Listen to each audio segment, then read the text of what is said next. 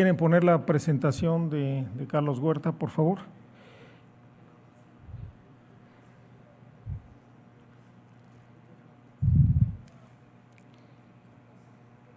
Entonces, le corresponde a Carlos Huerta, que ya lo he presentado, él es doctor en ingeniería y se dedica al diseño de proyectos con cosas muy específicas y complejas en la práctica profesional, y estuvo encargado del capítulo 19, que son edificios industriales. A este capítulo se le dio un avance importante y, como les decía al principio de la presentación de la norma, se tiene la primera especificación a nivel mundial para naves con tilt-up. Entonces, sin más preámbulos, les dejo a Carlos Huerta. Adelante, Carlos.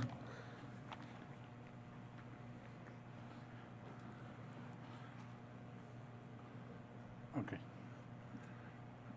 Bueno, buenas tardes de nuevo a todos. Vamos a ver este capítulo, que es el capítulo que antes se llamaba en la norma edificios de un solo nivel, que tuvo una actualización para pues ya llamarlo como tal, como naves o edificios industriales, ¿no? O lo que conocemos comúnmente como naves industriales. La realidad es que este capítulo tuvo muy poquitos cambios en lo que son de la parte 19.1 a la 19.7. Simplemente pues se modificaron figuras, se ajustaron algunos conceptos, pero la parte donde podemos hablar de una innovación importante pues fue la sección 19.8, de la cual vamos a ver ahorita algunos parámetros básicos. En la parte inicial, que es la parte de las configuraciones, bueno, pues se habla de las diferentes alternativas que tengo para resolver un edificio un edificio de un solo nivel, que además queremos resolver que tenga claros muy grandes. Entonces tenemos las diferentes propuestas, donde, bueno, hablamos de marcos con traves y sección variable, marcos con armaduras, marcos con trave y columna variable, etcétera.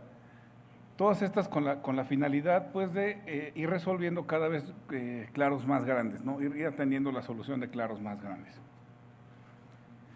Esto, bueno, pues va a obedecer a diferentes alternativas, diferentes requerimientos que yo requiera. Podemos usar indistintamente traves formadas por 3 placas, traves de línea, traves de sección variable o marco con armadura de sección constante. Entonces aquí vemos un par de los sistemas más utilizados. La realidad es que los tiempos modernos y sobre todo efectos como la pandemia aceleraron en el país el hecho de que empezara a haber una necesidad grande de naves industriales grandes, de espacios muy grandes. Los famosos CEDIs empezaron a pulular en todo el país, de manera que hay regiones donde tenemos naves industriales gigantescas, pero sobre todo en zonas muy cercanas a la Ciudad de México. Entonces, eso ha llevado a buscar cada vez soluciones pues, más grandes y más grandes y más grandes. Vemos aquí diferentes configuraciones. Un marco en diente de sierra, habitualmente ocupado para estructuras que no queremos que se levante demasiado a la altura, pero pues sí buscamos tener una buena pendiente. Y bueno, marco formado por armaduras, que esto podría ser cuando tenemos naves muy anchas, donde no queremos que se supere demasiado la altura libre. Ok, ahora, parte de las cosas que se tuvo que hacer en este comité, pues fue evaluar algunas de las innovaciones que ha habido en los últimos años, en cuanto al desarrollo o la revisión de sistemas estructurales. Una de las incertidumbres que surgió durante el desarrollo de este capítulo, pues fue el poder determinar si podemos utilizar este concepto que utilizan nuestros vecinos del norte, que es el considerar la lámina y los largueros como si fuera un diafragma rígido. El detalle con esta configuración es que si ustedes lo meten al modelo de análisis, prácticamente parece efecto de magia. Si ustedes tienen una nave industrial que le están modelando, no le ponen la lámina ni contraventeos, tienen periodos de vibrar gigantescos, periodos de vibrar de arriba de 8 o 9 segundos. Le modelan la lámina y aunque la lámina le pongan un espesor de 1 milímetro o menos, mágicamente esta nave baja a comportarse como un diafragma rígido, como si fuera una losa de concreto. Esto, pues bueno, lleva a pensar que seguramente este sistema pues, es muy eficiente, es un sistema que ¿por qué no lo estamos utilizando? El detalle es que no olvidemos que los análisis son análisis lineales, sobre todo para el diseño.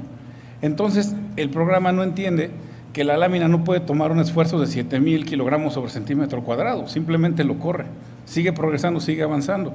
Entonces, cuando ustedes revisan este tipo de análisis, aunque se ve muy bonito que ya tenemos un diafragma rígido, pues la lámina jamás va a tener capacidad de tomarlo. No hay una manera de que lo logremos tomar. Y esto viene a colación porque es un sistema muy utilizado por los vecinos del norte, pero para demandas laterales muy bajas y no es que nulas. O sea, es un sistema que funciona muy bien cuando no se va a desplazar lateralmente la cubierta como tal. Entonces, había que evaluar este sistema y pues bueno, la conclusión fue que no era un sistema apto para una zona sísmica, ¿no? Este no tiene un sistema sismo resistente. Entonces, no se puede tomar en cuenta como parte del sistema, ¿no? Lo que tenemos que hacer y que está definido en la misma norma, pues es un sistema donde tenemos en una dirección los marcos principales y en el sentido transversal tenemos que formar sí o sí un marco longitudinal. No es válido en una zona sísmica simplemente dejar los largueros. Los largueros como tal o los joists como tal no van a formar ese marco longitudinal. Y realmente no requerimos algo demasiado pesado, simplemente necesitamos un marco más rígido que nos permita tomar el sismo en esa otra dirección. Eso de que no requerimos el marco longitudinal realmente es algo que no es cierto, ¿no? Es una falacia que a veces pues, queremos entenderlo así porque en el modelo así se comporta, pero en la realidad pues, las naves que tienen este efecto tienen un problema de torsión muy grande. Ok. Ahora, este punto ya lo mencionó el ingeniero Raúl hace rato, pero también es algo bien importante que son la parte de las traves de liga.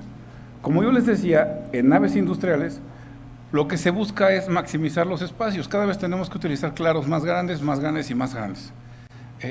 Podemos hablar que hace algunos años una nave de 12 metros, prácticamente era hablar de una nave gigantesca. Ahorita 12 metros es una nave pues, relativamente pequeña. Realmente ahorita estamos hablando de claros por arriba de 30 metros. Entonces, si tenemos claros de 30 metros y las columnas están separadas 30 metros, ¿qué sentido tiene colocar una trave de liga? La trave de liga, la idea que tenemos para la trave de liga es que este elemento nos ayude a tomar las excentricidades derivadas del momento. Vulgarmente se dice que la trave de liga toma el momento, pero si la trave de liga tiene que resolver un claro de más de 25 metros, esta trave empieza a perder eficiencia. Si ustedes hacen un estudio detallado para recuperar la eficiencia de esa trave de liga, van a acabar con una trave de liga de un peralte de 2 metros, de 3 metros, hasta de 5 metros. O sea, una cosa ilógica que obviamente pues, no sería aplicable, ¿no? Entonces, tenemos que aceptar que las traves de liga pues, no van a operar en este tipo de sistemas. En una nave industrial, sobre todo para claros demasiado grandes, tengo que resolverla sí o sí por medio de una zapata o en un caso muy extremo por medio de una pila, lo cual no es muy recomendable, pero bueno, se puede también hacer. Pero la zapata debe estar diseñada para considerar directamente la flexibilidad del suelo. Tampoco se vale ya que nosotros modelemos directamente una base empotrada, porque pues, realmente la base simplemente con un pequeño giro de unas décimas, de unas milésimas de radián, ya no tenemos el empotramiento. Entonces ese comportamiento ya no es real. Tampoco podemos irnos al otro lado, a ponerle un apoyo simple, considerando que no tenemos nada de restricción al giro, porque el suelo sí restringe un poquito ese giro. ¿Para acá?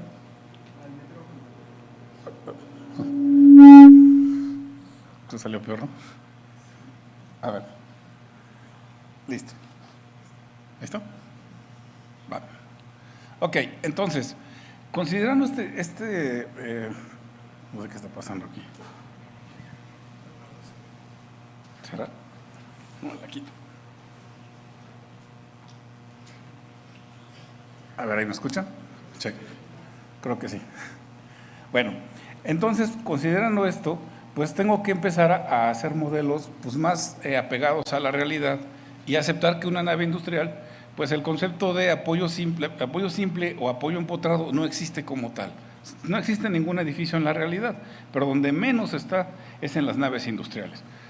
Tampoco puedo meterle traves de liga si tengo claros demasiado grandes. Si tengo claros de 6 o 7 metros, bueno, pues puede ser, pero eso ya no sería una nave, eso más bien ya es un edificio tradicional. Dentro del capítulo de la norma también podemos ver algunos ejemplos de conexiones típicas que aplican en naves que difieren un poco de edificios. Es decir, conexiones para armaduras, porque en una nave industrial pues, su sistema básicamente es a base de armaduras. No es como un edificio tradicional que se utilizan marcos o utilizan contraventeos. En una nave industrial, pues, Para solucionar la parte económica usualmente se meten armaduras. Un sistema de armaduras puede llegar a ser más ligero, aunque es más latoso de llevarse a cabo, ¿no? De igual manera, en este capítulo se hace referencia a las diferentes configuraciones para las placas base, aunque no se enfoque en el diseño de las placas base como tal. Para las placas base tenemos el capítulo correspondiente. En este caso, lo único que nos hace referencia aquí la norma es las diferentes configuraciones que debo de hacer y posibles refuerzos o sugerencias para que nosotros reforcemos en la base. Porque puede pasar que tengamos una columna que pasa adecuadamente, pero ahora que llegamos aquí, los momentos son tan grandes que la placa base pues simplemente no alcanza. Ya de repente tenemos placas base con espesores de arriba de 2 pulgadas y todavía no logramos que pase. Entonces podemos apoyarnos a ver alguna otra solución que nos permita reducir esos esfuerzos. Para poder analizar esto, como les decía, pues del capítulo correspondiente de la norma, ¿no? Aquí pues simplemente vean ustedes algunas otras configuraciones. Obviamente también pues la placa base tiene que obedecer a el tipo de apoyo que yo le estoy definiendo, ¿no? Si yo le voy a dar continuidad de manera que la columna le va a transferir giro a la cimentación, pues la placa base tiene que tener esa configuración. Si yo le voy a transferir giro y defino una placa base nada más con 4 tornillos, pues evidentemente los 4 tornillos no van a generar esa restricción. Entonces tiene que corresponder con lo que yo estoy previamente pensando. De igual manera se hace referencia a las diferentes configuraciones para anclajes, aunque no vamos a mencionar aquí la parte del cálculo, porque para eso está justamente el capítulo de naves de placas base, ¿no? Los tipos de anclajes habituados para este tipo de sistemas: el sistema tradicional, que era el sistema a partir del arrancamiento, digamos, y ahora los sistemas mecánicos que funcionan a partir del aplastamiento del concreto. La ventaja de estos es que son mucho más cortitos que en este caso. Y en una nave industrial esto tiene demasiada importancia porque pues de repente pasamos de tener anclas de 60 centímetros, hablamos de alrededor de 400 anclas de 60 centímetros, en lugar de tener, que antes teníamos 400 anclas, pero de unos 50, unos 60, era una cantidad gigantesca de acero. Entonces, este fue una innovación bastante práctica, que además pues trabaja bastante bien si se sabe calcular adecuadamente, ¿no? Ahora, parte de los objetivos que trae la norma es definir también el hecho de que tenemos elementos muy esbeltos. Una nave industrial normalmente tiene un sistema de cubierta muy ligera, por lo cual pues también los elementos que están ahí arriba son elementos muy ligeros que tienen alta susceptibilidad al pandeo. Son elementos, por ejemplo, una armadura tipo joist que ustedes ven acá arriba, que es un larguero formado por una armadura ligerita que nada más se conecta en cuerda superior, o sea, es el equivalente a una trave conectada cortante, pero pues tiene muy poca capacidad o muy poca inercia por fuera del plano. Entonces son elementos que fácilmente se podrían pandear lateralmente. Entonces tenemos que forzosamente configurar una serie de esquemas de arrastramiento lateral, no solamente para los joists, sino también para las armaduras y para las traves como tal, ¿no? Bueno, aquí nada más algunos recordatorios de las fachadas clásicas que se tenían. Todo esto viene también en la norma. Esta es una nave tradicional con fachada de lámina, con muros de mampostería hasta cierta altura, obviamente colocada a una altura tal para evitar que hubiera vandalismo, que se llegaran a meter, y ya posteriormente se terminaba o se cerraba toda la fachada con lámina. Ahora, la norma habla de las condiciones de carga. ¿Cuáles condiciones de carga debo tomar en cuenta? Perdón. Pues bueno, va todo lo clásico en un edificio normal. La carga gravitacional, donde sí cobra mucha importancia una nave industrial, son los equipos. Aquí sí, si ustedes en una azotea tradicional le ponen un aire acondicionado de 1 tonelada, pues la azotea ni siquiera se entera. Pero ustedes lo meten en un techo ligero, 1 tonelada puede ser la diferencia. Entonces sí tenemos que tener en cuenta el peso de los equipos. Aquí es fundamental. Evitar meter tinacos, llegar a la sorpresa de que ya metieron ahí arriba aires acondicionados de 5 toneladas cuando pues jamás se diseñó, ¿no? Eso puede pasar. Entonces debe ser considerado. Otro punto son las partes de las cargas vivas. Ahorita veremos más adelante cómo quedó en la norma de criterios. Esta pues va a depender de la pendiente del techo y del código que se utilice, porque bueno, hay cargas vivas en diferentes zonas del país. Si estamos en Ciudad de México, evidentemente pues tenemos que utilizar la norma de criterios de 2023. se debe de colocar el sismo que le corresponde, en este caso, pues con el que nos dé el programa SACID. Hay que hacer la revisión de viento. A veces se nos olvida un poco el efecto de viento porque pues, muchos edificios no tienen problemas de viento, tienen problemas laterales de viento, pueden tener problemas de inestabilidad de viento, pero los techos no nos preocupan. Una nave industrial sí se puede arrancar por efectos de viento. Entonces es un problema que sí tenemos que revisar porque en esta ciudad sí tenemos de repente ráfagas de viento importantes, dependiendo de las zonas. El efecto de granizo es fundamental. Esta parte se hizo una modificación importante en la norma de criterios y acciones porque ahora ya tenemos unas variables para no considerar directamente los 100 kilos que teníamos tradicionalmente. Ahora ya podemos considerar un poco la pendiente. Entonces ya hay una variabilidad en cuanto al granizo. Lo que no podemos hacer es despreciarlo. Creo que de las pocas ciudades donde tenemos una evidencia innegable de que el granizo sí tira las edificaciones es Ciudad de México, ¿no? Cada cierto tiempo vemos en las noticias que se cayó una plaza comercial, que se cayó un centro comercial, se cayeron unas bodegas, siempre después de una granizada. Entonces, este es un efecto que sí provoca colapsos y que pues a lo mejor lo ignoramos porque un edificio de concreto pues no le pasa nada, pero un techo ligero sí es muy importante la parte del granizo. Luego tenemos el análisis por temperatura. Nuevamente, todas las naves industriales pues, son edificios ligeros. A lo mejor el efecto de temperatura pues, no es tan perceptible en un edificio de concreto. Por una nave completamente metálica, sobre todo de esas que hacen para hacer la maquila, que ni siquiera le ponen un aislante de temperatura ni extractores, o sea, la temperatura ahí es casi infernal. Entonces, imagínense cómo se va a deformar el acero ante esos niveles de temperatura. Entonces, es muy importante hacer este análisis, aunque quizá no lo tenemos como tan en la mente. Ya hay una sección ahí, bueno, ya estaba la sección ahí en la criterio de acciones, pero normalmente no se daba mucha atención. Se pasaba por alto lo que especifica para la revisión por temperatura, donde nos dice que edificios hasta ciertas longitudes se tienen que revisar. Entonces, pues también es muy relevante cuando hablamos en este tipo de sistemas. Aquí está, bueno, un poquito borrada la marca de montaje. Es porque esta es una carga que pues, podría ser que no la necesitemos o sí la necesitemos, va dependiendo de cada uno, pero más bien esto es parte de un proceso constructivo. Para muros tilt-up sí es muy relevante, pero eso ya lo veremos más adelante. Obviamente, pues para la parte de las combinaciones de carga, pues podemos hacer un análisis pues muy convencional, muy yéndonos a números gruesos, por ejemplo, para la lámina 18 kilos, la colchoneta 10, etcétera, o de plano hacer un análisis demasiado refinado como el que ven ustedes acá. Obviamente, pues para yo tener certeza que este análisis es correcto, pues tendría yo que tener los certificados de los pesos de cada uno de estos materiales, ¿no? Realmente hay mucha diferencia entre 50 kilos y 22.5. Esto, digamos, este fue un análisis que se hizo muy particular para una nave, donde después de haberse diseñado, pues querían ver si se podían meter paneles solares. Y ya la nave estaba construida, entonces había que ver si había capacidad. Pues se hizo un análisis detallado del peso, pues vimos que nos estaban sobrando 30 kilos, pues ya con eso se pudo meter ahí el panel solar. Pero esto no va a ser en todas las naves, esto fue un estudio muy específico, ¿no? La norma también nos habla de la parte de las combinaciones de carga. Tenemos que utilizar las combinaciones que corresponden de la norma, pero no podemos andar jugando con combinar códigos, no podemos andar usando las combinaciones de diseño del ISC, no podemos andar utilizando espectros de sismo de otros lados porque me pareció más cómodo. No podemos estar ahí jugando con diferentes códigos, tiene que ser todo consistente.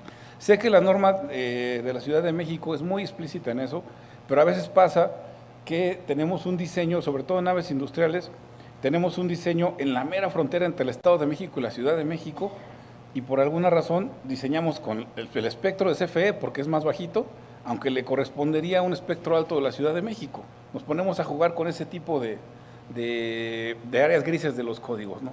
Entonces, en ese sentido sí tenemos que buscar pues, ser consistentes.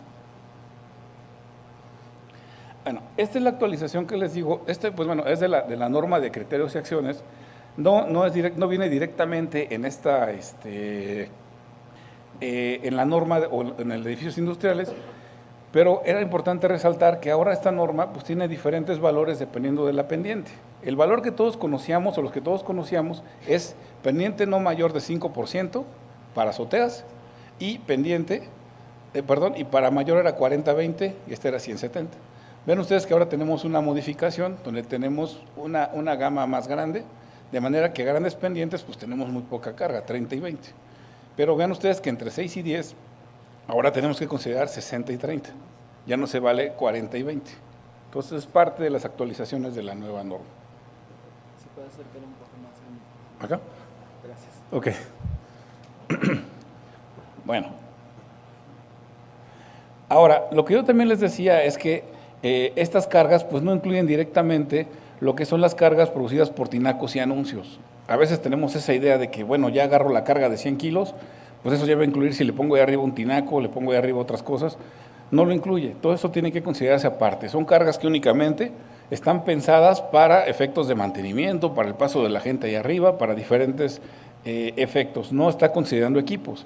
Entonces, pues en ese caso sí tendríamos que hacer un análisis adicional de carga para incluirlo. Una actualización que tiene esta norma, que está bastante interesante, es justamente lo que les decía del tema de los paneles solares. Con la nueva versión de la norma, y sobre todo atendiendo a esa necesidad, porque ahora con todas las estandarizaciones y con todas las modernidades que tienen los edificios, ya se está pidiendo que sean edificios sustentables. Una nave industrial tiene áreas muy grandes de expuestas al sol. Entonces, pues prácticamente es una fábrica o una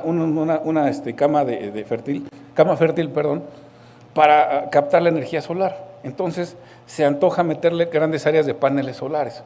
Pero, pues, a la hora de que se empezó a evaluar, pues decía, oye, pero un equipo de panel solar por lo menos pesa 25 kilos metro cuadrado. Entonces, tengo que hacer estructuras más pesadas. Pero entonces, partiendo de la idea de que, ok, un panel solar es un elemento muy frágil, que no se puede parar nadie encima de él. O sea, quizás se puede limpiar, pero pararlo exactamente encima de donde está el panel no se puede. Entonces, basado un poco en lo que ya habían hecho nuestros vecinos del norte, pues se estableció que en la norma, ahora yo puedo colocar el panel solar en lugar de la carga viva. O sea, en la zona donde tengo panel solar, ahí quito la carga viva y considero únicamente la del panel solar, siempre y cuando la carga del panel solar sea menor a la carga viva que le correspondería a ese edificio, y que, bueno, la instalación del panel solar, pues no deje que nadie se ponga por abajo, ¿no? Porque ahí se podría prestar a que mañosamente, bueno, pongo unas plataformas de 1 metro y pongo los paneles solares por arriba, entonces tengo el área libre de abajo para meter equipo y meter un montón de cosas. Por eso la norma especifica que cuando la altura no sea mayor a 60 centímetros. Entonces, es una actualización que pega directamente en las naves, ¿no? Quizá no es tan importante en edificios, pero en naves industriales tiene mucho impacto. Es una actualización que nos ayuda bastante. Y como les digo, esto está basado en estudios hechos en el ACCE y directamente en el Código del Estado de California. Ustedes pueden consultar el Código de Construcción para el Estado de California, ya viene incluido la parte de los elementos de paneles solares. Esta otra actualización es igual de la norma de acciones, es la parte del granizo y estancamiento de agua. Como les decía, pues ahora ya tenemos una alternativa para no considerar únicamente los 100 kilos, sino pues ir viendo para diferentes inclinaciones.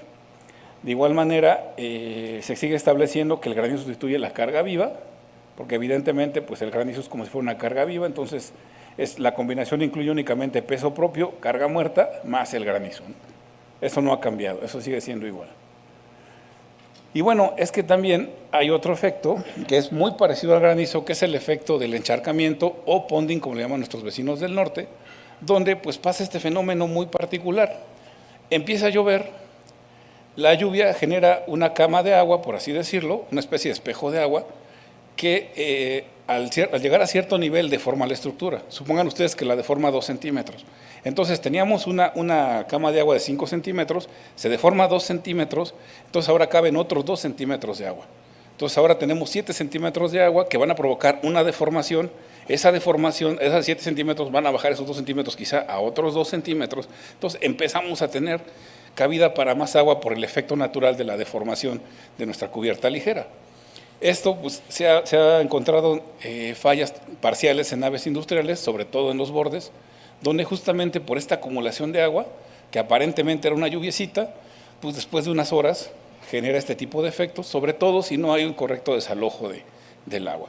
Entonces, la norma de acciones ahora tiene también incluida esta carga de ponding que se le llama, o esta inestabilidad de ponding, que es más que nada un análisis del tipo no lineal. Bueno, no lineal, pues, podría parecer como un pushover, porque vamos nosotros, calculamos una deformación, vemos cuánta agua cabe, calculamos la nueva deformación y de esa manera vamos revisando hasta el punto donde se vuelve puede causar un colapso. Y bueno, esto lo podemos resumir en esta sección de la norma. Justamente establece que este efecto es muy importante, muy problemático para pendientes con menor del 2%.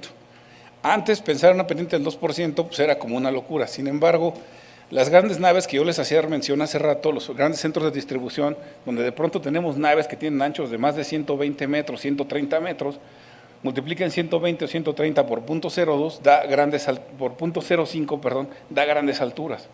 Y eso en algunos códigos pues no se permite, o en algunos códigos, sobre todo de la parte de los sistemas contra incendios. O sea, si la nave queda tan alta por el 5% de pendiente, ya el sistema contra incendios no funciona bien. Entonces se tenía que buscar una menor pendiente. De esa manera se empezaron a meter pendientes del 1%. ¿No? Para nosotros las primeras vez que nos llegó pues fue como impensado, porque bueno, estructuralmente quizá no hay diferencia entre 1% y 2% porque la carga es la misma, pero se empezaron a generar problemas como el que ven ustedes aquí, que es el efecto del ponding. Esta figura creo que la tengo en grandote, aquí está, donde justamente pues se empieza a acumular el agua. Si tuviéramos un sistema tradicional donde simplemente de aquí cae, pues no hay problema, ¿no? Si se llega a acumular el agua, lo peor que puede pasar es que el canalón se arranque y se caiga. Pero en las naves actuales donde se manejan pretiles, sobre todo porque pues tenemos el miedo de que se vayan a saltar a la nave, la vayan a vandalizar, pues tenemos que mandar un cierto pretil, pues ahí ese pretil genera el efecto como de una alberquita. Y entonces aquí debería de estarse desalojando el agua, pero si por algo falla ese sistema, pues tenemos un problema. Y esto no únicamente es un problema, digamos que de mantenimiento, puede ser que en alguna lluvia caigan un montón de hojas y esas hojas tapen el sistema de drenaje. Entonces, la nave tiene que tener, así como se habla de la parte de que tenemos que tener unas horas para incendio, la nave tiene que tener una cierta resistencia extra en las orillas para tomar cierto nivel de inundación, de manera que entren en acción los sistemas de emergencia o nos demos cuenta que se está acumulando el agua y pues vaya la gente de mantenimiento a empezarla a bombear, a empezarla a sacar. Entonces tenemos que darle a la nave cierto colchón para que nos dé tiempo de reaccionar ante este efecto. Obviamente, pues, si nada más tiene capacidad de acumular 5 centímetros, pues esa nave va a colapsar a los primeros minutos de la lluvia. O sea, no tenemos mucho de dónde movernos, ¿no? Bueno, esto nos lleva al subcapítulo, que es donde termina la norma esta, que es justamente la parte de las naves a base de muros tilt-up. Los muros tilt-up son unos muros de concreto que se colocan de naves industriales y sustituyen todo lo que son las fachadas y se vuelven fachadas estructurales. Ya no son muros únicamente para tapar los huecos, sino ahora son muros que tienen función estructural y que aparte son sistemas sismorresistentes. Un muro de concreto pues, tiene muy alta capacidad de tomar sismo. Entonces, pues estas naves pues ofrecen una buena alternativa para la parte de la construcción, sobre todo porque se aligera la estructura metálica y la construcción se hace muy rápida. Entonces tenemos ahí justamente la sección 19.8, la parte de las naves a base de muros tilt-up. Lo que podemos hablar de muros tilt-up, como bien decía el ingeniero Jan, no hay una referencia a nivel mundial como tal, no hay una norma como tal, aunque sí hay algunos códigos y algunas referencias. Por ejemplo, aquí están los manuales del Instituto de Tilt-Up de Estados Unidos, hay algunos artículos publicados, y en algunos de los manuales del ACI podemos encontrar este capítulo, que habla de la guía de diseño para muros tilt-up. Sin embargo, este capítulo está asumiendo que los muros tilt-up únicamente se van a utilizar para cargas gravitacionales. Toma muy poco desplazamiento lateral, realmente no están pensados para tomar sismo. Entonces, si ustedes entran ahí a la metodología de diseño, pues sí, nos va a decir cómo calcularlo ante una estabilidad de efecto de pandeo, de efecto P delta minúscula, nos va a decir la parte de la esbeltez, pero no toma en cuenta el diseño lateral por sismo. Es más, ni siquiera admite o define una especie de factor de ductilidad. Entonces, no está pensado para sismo estas normativas, son normativas para carga gravitacional. El detalle es que pues, estos muros queremos que funcionen en México. Y en México, pues salvo contadas ciudades, pues no hay una sola ciudad que no tenga sismo. Y Ciudad de México, pues no es una de esas que no tenga sismo, ¿no? En cualquier punto que se paren va a haber sismo, ¿no? Entonces, tenemos que hacer una traslación para acá, donde consideremos el efecto del sismo para el diseño de los muros, ¿no? Entonces, por eso es que estas guías, pues sí sirven como quizá para un predimensionamiento, como una referencia, pero pues no están completas para el objetivo que buscamos. Ahora, ¿cuándo conviene utilizar el tilt-up? Realmente, pues, no hay como una dimensión máxima. Hay pues, algunos muros donde, pero en algunos edificios de naves industriales pequeñitas de 4,000 metros cuadrados. Hablar de 465 metros cuadrados, pues ya sería, algunos constructores dicen que sí lo hacen, pero pues son naves que salían demasiado costosas. Ya el costo, pues no funciona, ¿no? Una nave tilt-up, entre más grande la nave, se va diluyendo el costo. Esa es una realidad. Entonces, una nave gigantesca como la que ustedes pueden ver acá, esta nave, ustedes la pueden ver a la distancia cuando van a la salida a Querétaro, justamente en la caseta de Tepozotlán, cuando de repente ven un montón de luces que aparentemente no terminan. Es una nave larguísima, que tiene 500 metros de longitud, está resuelta enteramente por muros tipo tilt-up. Entonces, la longitud pues tampoco es una limitante. Obviamente pues con sus consideraciones para la longitud, pero los muros tilt-up se puede hacer una nave de 1 kilómetro sin mayor problema, ¿no? Entonces no es una limitante en ese sentido. Nada más que no hay que olvidar que una nave, bueno, en general, una nave con muros tilt-up, pues a lo mejor aquí en la orilla será muy rígida, pero conforme vamos acercando a la zona central, si es muy alargada, pues ya estos elementos se comportan como un marco aislado. Ya perdemos el efecto rígido de los muros, vamos perdiendo esa capacidad. Entonces aquí ven ustedes unas imágenes a lo que nos referimos de estos muros. Estas son naves que están muy cerca de aquí, en el Estado de México. Y esto, bueno, es el sistema constructivo como tal, donde se ve que los muros están colados en el suelo y se van levantando por medio de grúas. Si ustedes buscan en YouTube videos de izaje de muros tilt-up, van a encontrar una buena cantidad de este tipo de trabajos. Son muy interesantes de ver.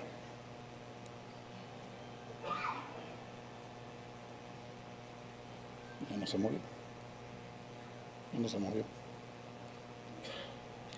Ahí está. Bueno, creo que se me adelantó un poco, pero obviamente pues no es un sistema perfecto, donde pueden llegar a ocurrir accidentes. Esto pues va a depender mucho de la experiencia de los operadores, del nivel de seguridad, porque un problema de este sistema es que a la hora que estamos levantando el muro tilt-up, estamos hablando de una grúa que está levantando un angelito de 40 toneladas, donde estamos en el límite de la estabilidad. O sea, una pequeña cambio en la estabilidad, una pequeña fuerza lateral, podría modificar todo el sistema. Entonces, si quiero levantar muros tilt-up y tenemos una ráfaga de viento importante, pues estamos llamando prácticamente a la desgracia, ¿no? Esto pues es un ejemplo de un muro que se quiso levantar, llegó una ráfaga de viento y pues simplemente el muro se fue sobre la grúa, ¿no? Cayó directamente sobre la grúa, pues con todas las pérdidas que esto conlleva. Entonces, pues de manera breve podemos definir que los pasos para construir este tipo de muros pues es hacer una cimentación de concreto y una losa de piso que se va a colocar en la subrasante. Los paneles de los muros se van a moldear como tal en la losa o lugares muy cercanos para evitar justamente que los andemos paseando por toda la nave. O sea, el muro se cuela prácticamente enfrente de su posición final. Entonces lo voy a colar y simplemente lo levantamos, lo movemos unos cuantos metros y ahí es donde va a caer. Normalmente pues en la cimbra tenemos que ya colocar todos los accesorios que tenemos que utilizar. Estos muros son de los poquitos sistemas donde tenemos una cierta compaginación con nuestros colegas arquitectos, porque al muro yo le puedo dar la forma que ellos requieran y le puedo dar la textura que ellos quieran. O sea, podemos jugar con esa parte. O sea, a pesar de que es un tablero de concreto, se le puede dar un aspecto estético. Entonces son naves que se ven pues, relativamente mejor. Entonces con esa parte, pues, como lo podemos moldear con la forma que queramos, obviamente dentro de formas coherentes, pues se logran buenos resultados. Y bueno, hay que tener todo este efecto, y eso sí, esta nota, creo que esta no la tenemos en la norma, creo que sí vale la pena incluirla, que el muro se debe de levantar cuando al menos tenga 70% de la resistencia. Es decir, tenemos que el muro está colado, para la parte del izaje tiene que tener un cierto nivel de resistencia, porque si no vamos a fallar. Y hay que tener mucho cuidado con los aceleradores ahí se me fue el término, perdón, pero bueno, con los aceleradores, porque esto genera una superficie que aparentemente ya está dura, pero la parte interna del muro está todavía, digamos que en una etapa en la cual todavía no se conecta la resistencia. Entonces hay que tener mucho cuidado con esos aceleradores, ¿no? En los muros hay que estar seguros que ya tenemos por lo menos el 70% de la resistencia antes de lograr hacer el lisaje. Obviamente pues hay que planear directamente el orden y colocar accesorios. También se tiene que ver que estos muros, como vieron en la figura de por acá, bueno, pues se deben de arrastrar. Bueno, vamos a hablar la parte de los refuerzos que debe de llevar este tipo de muros. Debe llevar un refuerzo horizontal y vertical, debe llevar varillas para refuerzo adicional, deben de llevar varillas inclinadas en lo que son todos los huecos para garantizar o minimizar la formación de fisuras, y tenemos que colocar refuerzo adicional en todos los lugares donde esperemos que se van a formar concentraciones importantes de esfuerzos. Entonces un muro más o menos en un plano debe de quedar con una configuración con la que ven aquí, con todos los armados de que debe llevar. La parte del izaje se tiene que hacer un cálculo dependiendo de los puntos de izaje y dependiendo del tipo de cama de colado, con una configuración como la que pueden ver aquí. Esta gráfica está como tal en la norma. La parte de cómo definimos los apoyos, esto es muy importante porque los muros tilt-top se forman de una configuración donde el muro se agarra de la cimentación con una conexión muy simplona y luego se agarra del firme. Entonces, esta configuración, aparentemente muy sencilla, pues genera un efecto parecido al de un empotramiento. Entonces, ya acá arriba le puedo poner lo que sea. Ya cualquier elemento que le ponga ahí arriba ya me da estabilidad. Sin embargo, hay una tendencia, no sé por qué razón, como para efectos económicos, para hacer una configuración como la que ven acá, donde el muro pues ya casi no se entierra, se manda casi superficial, no se conecta con el firme, entonces tengo un apoyo simple, acá arriba tengo un apoyo simple, y para que esto sea estable, este apoyo de acá arriba tiene que ser prácticamente o muy rígido. Por eso la norma establece que acá arriba debe de una armadura horizontal que tiene una rigidez tan alta que no se deforme o que su máxima de flexión permisible es L entre 1000. ¿Okay? Bueno, simplemente para concluir, podemos hablar de la parte del modelado. Se puede hacer un modelo con la nave completa y los muros simulados con columna ancha, para posteriormente de aquí rescatar todos los elementos mecánicos y después ya irnos a hacer un modelo individual de cada tablero y pasarle las fuerzas de la nave. Obviamente, pues esto era pensado en la época en la que hacer un modelo de estos y correrlo, pues implicaba dejar la computadora toda la noche, ¿no? Pero ahorita, ya con los sistemas actuales, ya podemos hacer la de, déjenme adelanto por acá, por aquí se quedó, modelar completamente la nave, ya la nave completita con elementos tipo área, y ya con eso podemos ahorrarnos, digamos, la segunda etapa, que es modelar muro por muro, ¿no? Ya vemos todo el conjunto completito de la nave con este modelado. Ok. Bueno, es nada más aquí repasar los requisitos generales, ya para cerrar.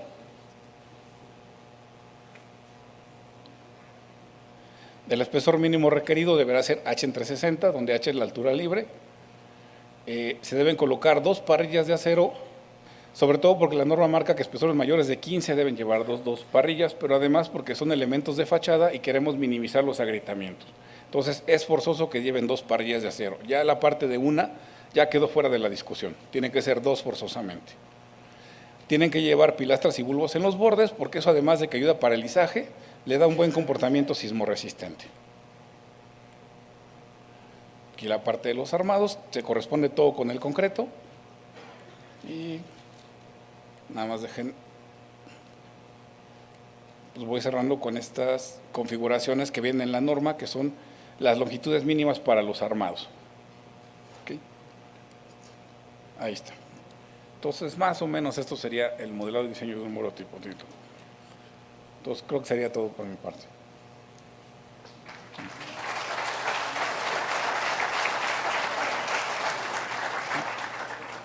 Muchas gracias. No sé si tengan alguna pregunta. ¿No? Bueno, como les decía, es un capítulo nuevo, bastante interesante, y ven todos los requisitos que deben tener los muros tilt-top, y pues esperemos que sea una normativa que se aplica a nivel nacional porque las naves están lamentablemente subdiseñadas. Muchísimas gracias, Carlos. Perdón. Adelante, ingeniero. Los muros de fachada del Barlovento y Sotavento deberían de tomarse de la misma forma, aun cuando vienen las ráfagas y se pueden equilibrar las fuerzas, dado que generalmente en el Sotavento tenemos las grandes puertas o las partes por donde entran las mercancías a este tipo de estructuras, o que si son fábricas, o si son tiendas, o Walmart, o Sam's, cualquiera de esas. Sí, de hecho, se hace un análisis de viento, inclusive se hace en los dos sentidos para verificar justamente cuál es la dirección que es más desfavorable. O sea, la que tiene grandes aberturas o la que tiene todo cerrado. Porque como bien indica, en la zona de andenes, donde van los trailers, son un montón de aberturas de huecos ahí. Entonces puede generar ciertos efectos de viento desfavorables para el muro. Entonces, en el análisis le haces una revisión en los dos sentidos para buscar cuál es la menos favorable. O sea, así se analizan las dos direcciones, digamos. Y esto nos llevaría seguramente a que el lisaje el empotramiento debería tener un sistema que pudiera ser corredizo para que las fachadas sean factibles de regresar a su lugar de origen una vez que entran las mercancías.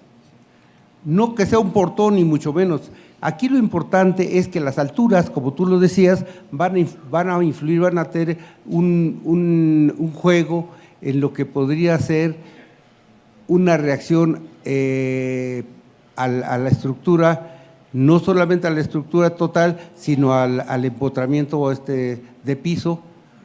Por eso que te hacía yo esta pregunta, pero me parece que más o menos lo has resuelto. Lo que pasa es que el muro tilt-up como tal ya no es como las fachadas tradicionales, que era como una especie de elemento no estructural. El muro tilt-up como tal toma esas fuerzas, se hace responsable de todas esas fuerzas completito. Entonces el muro en realidad pues no se mueve, o sea, viene la fuerza de viento, se deforma ligeramente, pero no hace cambios radicales porque es un elemento muy rígido. Es parte de sus ventajas. Son poco susceptibles para el viento, aunque sí les pasa, pero tiene esa ventaja respecto a una de lámina, por ejemplo, que la lámina se podía arrancar ante un aspecto, digamos, de turbulencia, ¿no? Pero a un muro tilt-up no le ocurre ese problema. No, el muro tilt-up yo lo he trabajado y aunque no esté calculado para resistir ciertas fuerzas y sismos, te ayuda, toma muchos efectos al respecto. Aquí lo importante es que hay una serie de partes donde tú las vas a sujetar, digamos que vas a tener que hacer muchos tipos de sujeción en la parte superior de cada uno, de las que no se van a mover, de los que se van a mover, porque aunque no queramos, van a tomar esfuerzos de sismo. Lo que pasa es que de manera natural, o sea, el muro sustituye al último marco de la armadura que se iba a poner. Entonces, de todas maneras, íbamos a llegar a colocar los joists en toda la fachada. Entonces, los largueros como tal sirven de elemento de arrastramiento. Y en el otro sentido, lo que hacemos es mandar una armadura horizontal que a toda la longitud va agarrando el muro. Entonces generamos ese agarre en la parte superior. La gran ventaja es que, como les decía, que cuando tenemos agarrado el muro en el firme y en la base, como abajo es casi un empotramiento, no es un empotramiento perfecto, pero es casi un empotramiento, arriba cualquier cosa que lo restrinja ya genera la estabilidad. O sea, no necesitamos algo muy pesado arriba. Debe ser un herraje calculado, no es cualquiera. Arriba tiene reacciones más fuertes. El de abajo estoy totalmente de acuerdo contigo en que es casi un empotramiento perfecto, pero arriba el herraje debe ser calculado y perfectamente bien colocado, porque sí puede afectar la estructura general de la nave. Se mete directamente en el análisis y se calcula la armadura, pero digo, la armadura en realidad no requiere demasiado grande los perfiles, ¿no? Como tal. Muchas gracias. Gracias. Una pregunta más por cuestión de tiempo, adelante.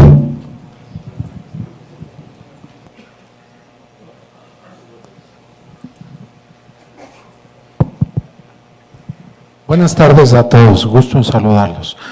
Miren, yo más que una pregunta tengo una observación que me parece que toca más el tema de lo que no sé qué pasa con nosotros como ingenieros. Miren, el año pasado me pidieron un diseño de una serie de naves industriales que las diseñé como diseñador, revisando los esfuerzos y todo lo que platicamos aquí.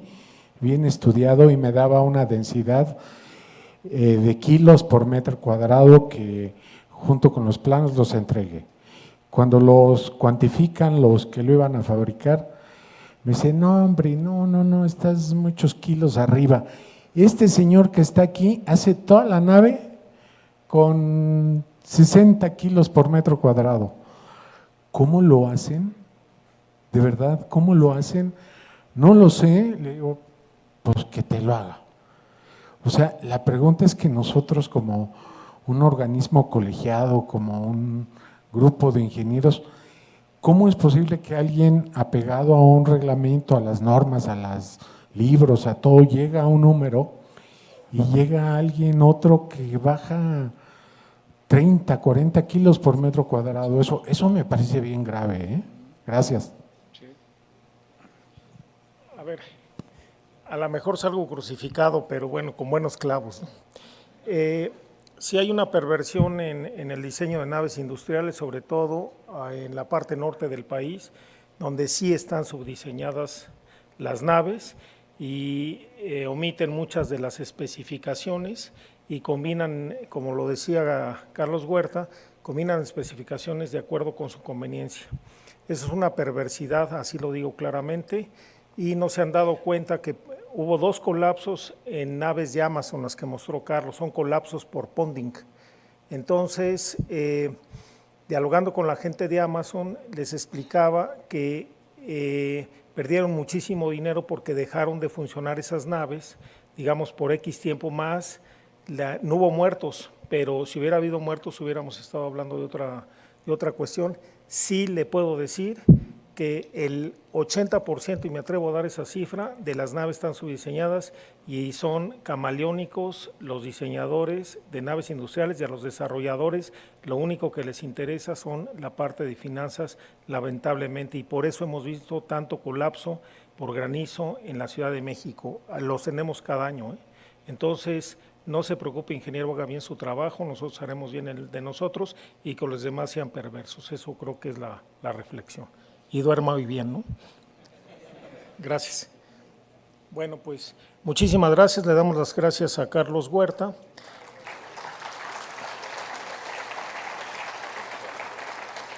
Y bueno, me honro en presentar a Francisco Alonso Flores López. Él es maestro en ingeniería por parte de la UNAM y es ingeniero de la participa en la empresa Ingenieros Geotecnistas Mexicanos. Pongo un poco en contexto. El Comité de Seguridad Estructural le pidió al Comité de Acero que se generara un capítulo de cimentaciones con elementos de acero. Para eso se formó un subcomité que lo mencioné al principio y estuvo a cargo, coordinado por el maestro Luciano Fernández. Se le solicitó al comité que Luciano nos ayudara a coordinar este trabajo, llamó a varias personas, las mencioné al principio, entre ellas al maestro Germán López Rincón, por ejemplo, y a otros geotecnistas para desarrollar este capítulo, y Luciano Fernández pidió que Francisco Alonso Flores López expusiera este capítulo, que también es nuevo, por eso se va a exponer, y entonces fue una solicitud directa, como mencionaba, del Comité de Seguridad Estructural a través del Comité de Cimentaciones que el doctor Obinet y su grupo ya expusieron. Adelante, Francisco.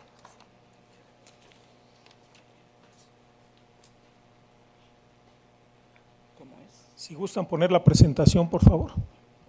Con este avanzas, con este retrocedes y con este señalas. Perfecto. Muchas gracias. Bueno, muy buenas tardes a todos.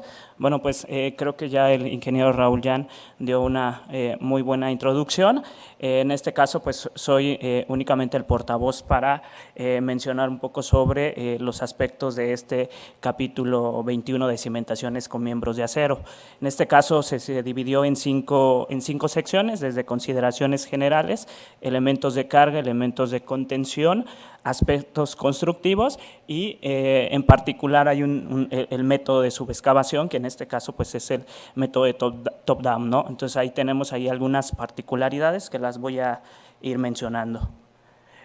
Dentro de los alcances hay que tenerlo muy claro, esta parte o este subcapítulo se combina con la parte de cimentaciones. Aquí no vamos a encontrar ningún referente o algún cálculo respecto a capacidades de carga y temas geotécnicos, no están incluidos en esta parte, todo lo hacemos referencia a el capítulo de cimentaciones. En el caso del análisis y diseño, nosotros estamos indicando que el modelo de análisis debe de contemplar lo que es el sistema completo de la cimentación, ¿no? Entonces, muchos de los casos vamos a tener dos tipos de elementos que son de carga y elementos de contención. Sobre todo en los elementos de contención debemos de tener mucho cuidado en el caso de incluir las etapas de excavación para poder obtener los elementos o las cargas con las cuales vamos a estar diseñando. También está en función de las cargas actuantes de la cimentación, pues van a estar en concordancia con lo que indica el capítulo de sismo. Una de las particularidades que hacemos es los tipos de acero que se permiten para el uso de cimentaciones. Entonces aquí generamos un listado en forma de tabla de los diferentes tipos de acero que vamos a estar permitiendo para el caso de cimentaciones. Uno de los puntos que más tuvimos detalles era el tema de la durabilidad en el suelo, ¿no? Es algo que frecuentemente se pregunta. En el caso de nosotros intentamos ser conservadores, como lo hemos tratado de hacer el enfoque de las normas técnicas, y se utilizó un espesor de sacrificio. Entonces, para el caso de estructuras temporales se va a tener una condición y una condición para estructuras definitivas. Por ahí también hay un comentario que se hace en el capítulo de cimentaciones respecto al tema de corrosión.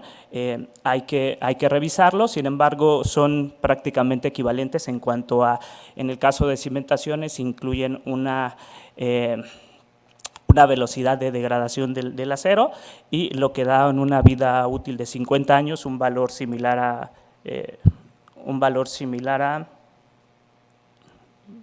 adelante una diapositiva.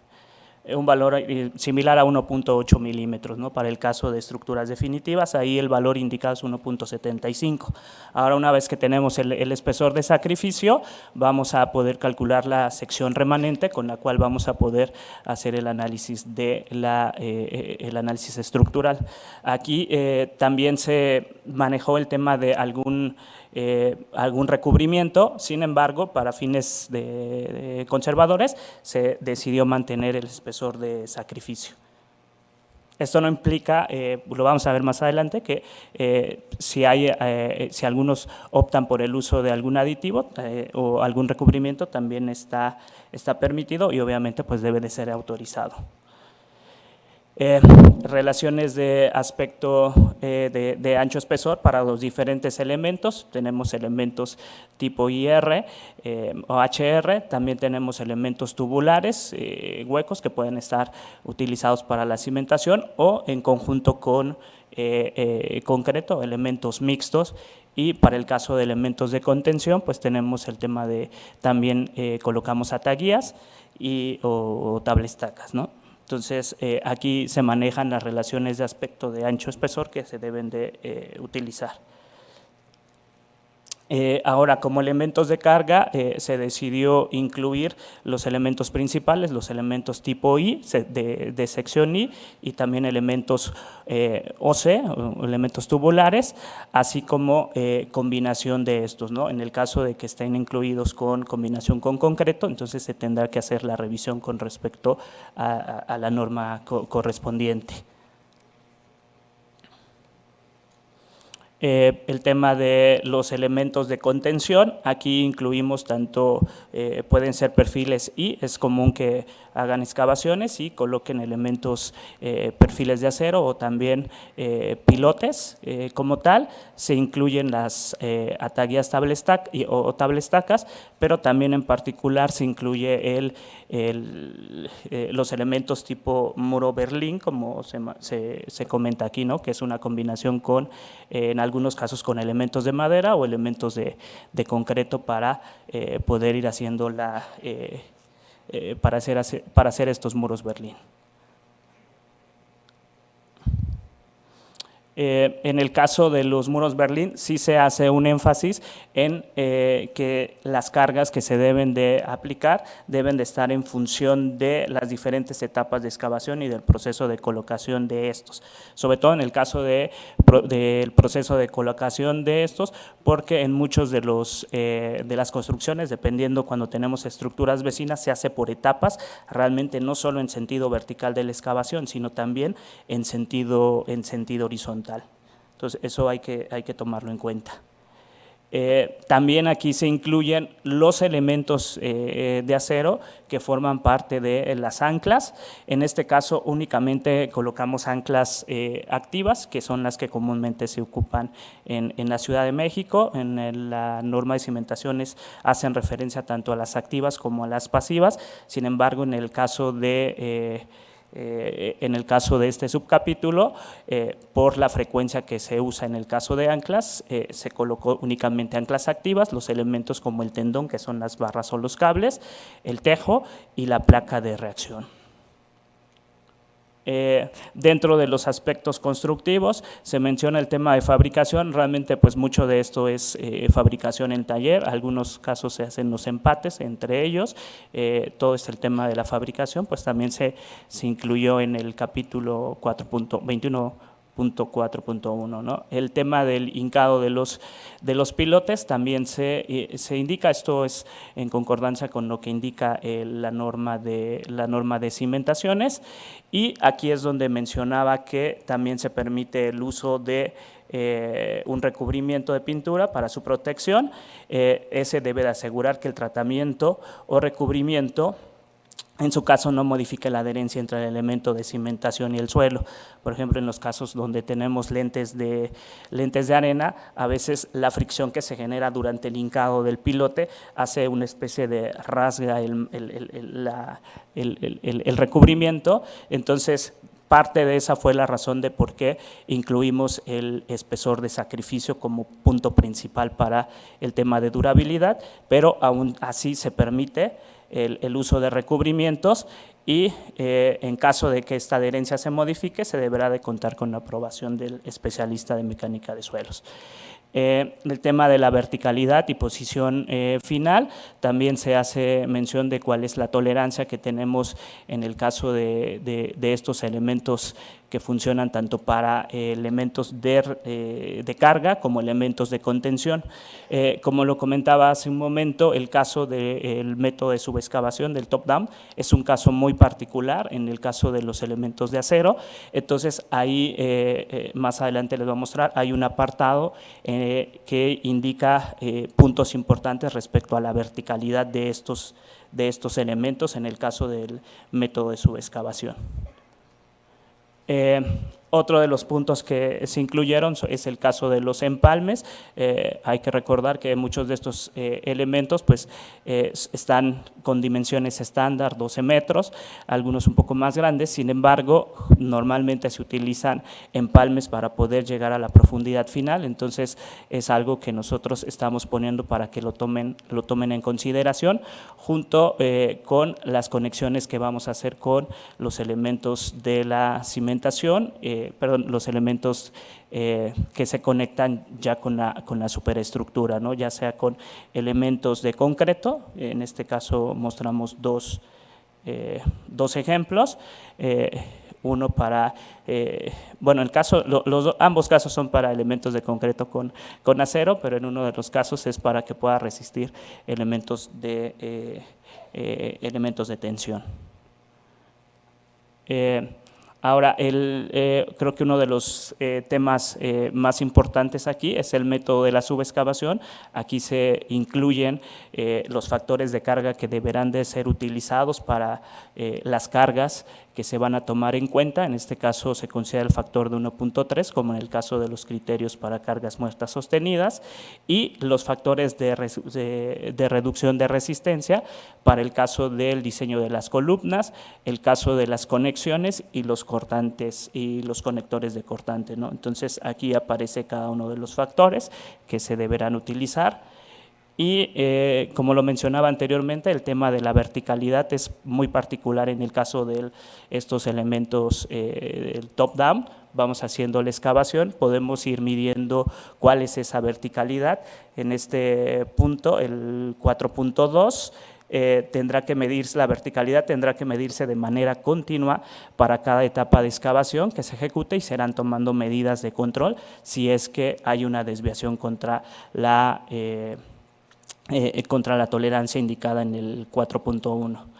En el caso de que la desviación sea mayor en un nivel intermedio, por el tipo de cargas que manejamos, deberá de revisarse o se deberá garantizar que el efecto P delta en esa estructura no ponga en riesgo la estabilidad de la estructura. Y en el caso de una vez que se llega al último nivel de excavación, deberán de verificar que se cumpla ese límite de verticalidad, y en el caso de que no sea así, se deberá de proveer refuerzos para que estas columnas precimentadas tengan un buen desempeño. Otro de los puntos son las acciones compuestas que se deberán utilizar. En este caso estamos hablando que estos elementos del método de top-down pues se incrusta el perfil de acero dentro de, o sea, se hace embebido en el concreto, en la pila de concreto, y entonces deberá de tomarse deberá de considerarse la acción compuesta del perfil de acero y la sección de concreto que lo rodea. Otro de los puntos importantes pues es la revisión de las losas que deberán de utilizarse en esta metodología, y en el caso de las cargas gravitacionales sobre las losas se debe de incluir los posibles efectos de compresión debido al empuje del terreno fuera de la excavación. Ahora, otro de los puntos importantes es las sobrecargas que tienen en la losa de superficie.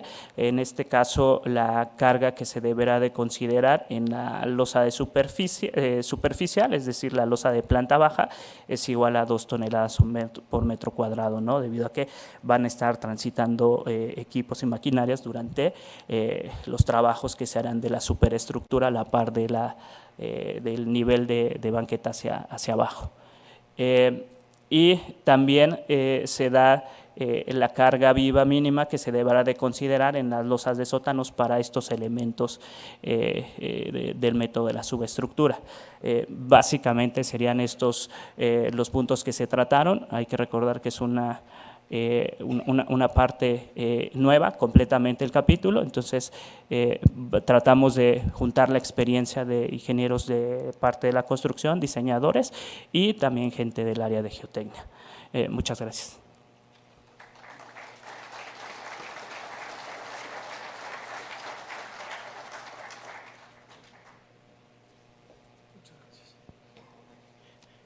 Muchas gracias, Francisco. Entonces, ahí tienen el nuevo capítulo. Tiene cosas interesantes como anclajes, por ejemplo, para los taludes, nada más la parte de acero, como lo mencionó Francisco, y también los procedimientos de top-down. Quiero indicar que todas las cargas y los factores de reducciones fueron consultadas con el doctor Esteban, entonces se tuvo consultas particulares para definir estos valores que se han mencionado. No sé si tengan alguna consulta, alguna pregunta.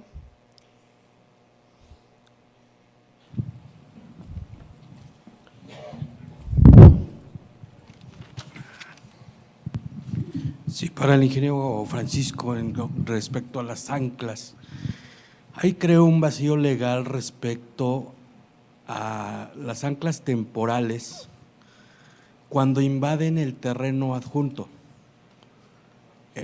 Con respecto a que, como es probable que los usuarios, vecinos, cuando se den cuenta que tienen anclas, las corten y dejen de funcionar. Para las anclas, bueno, habría que ser puntual cuando son temporales y cuando son definitivas para cargas con uso final. No sé si me expliqué. Sí, correcto. Ese sí sigue siendo un vacío legal. Ya mismo en el tema de cimentaciones, cuando lo tocaron el tema, se mencionó, el ingeniero Alberto Cuevas mencionó que pues sigue siendo un vacío porque no se tiene todavía una reglamentación con respecto al predio de los predios de los vecinos o cuando colinda con una vía pública. Digo, ahí sí todavía seguimos con ese vacío legal. Entiendo que en algún momento tendremos que tocarlo de manera más puntual, pero hasta ahorita sigue siendo un tema que no se ha resuelto. Sí, este tema se ha tocado de manera recurrente en el Comité de Seguridad Estructural, pero sí, como dice Francisco, no está resuelto y es un tema pues polémico, ¿no? Pero estamos insistiendo en que se especifique, pero tiene que estar en la parte reglamentaria, ¿no? En el reglamento, digamos. ¿De acuerdo? Y tiene usted toda la razón. ¿Alguna otra pregunta? ¿No? Bueno, entonces, muchísimas gracias a Francisco, que participó arduamente en este comité. Fueron muchísimas sesiones. Mencioné a los integrantes, no los voy a mencionar porque no los tengo en mente todos de memoria y sería, digamos, incorrecto no mencionar alguno, pero sí fue coordinado por el doctor Luciano Fernández de la Metropolitana, le encargamos este trabajo y bueno, pues ahí están los resultados. Muchísimas gracias, Francisco.